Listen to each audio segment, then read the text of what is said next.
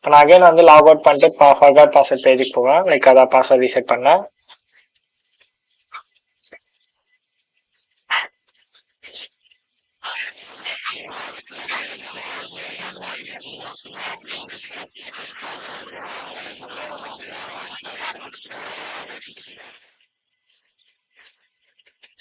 So நான் வந்து forgot password வந்து நான் இந்த நார்மல் மெயில் ஐடி கொடுத்தாக்கா, பட் ஆனால் நான் ரிசீவ் பண்ணது இருக்குதான். லைக் எப்படி சொல்றது, இப்போ நான் ரீசெண்டாக கிரியேட் பண்ணேன். இனிமேட்டு வந்து எனக்கு இதுல கம்ப்ளீட்டா பாஸ்வேர்ட் ரீசெட்டே வராத ஃபங்க்ஷனே போயிடும், வராமலே போயிடும். அதான் இப்போ நான் வந்து சொல்றேன் இங்க.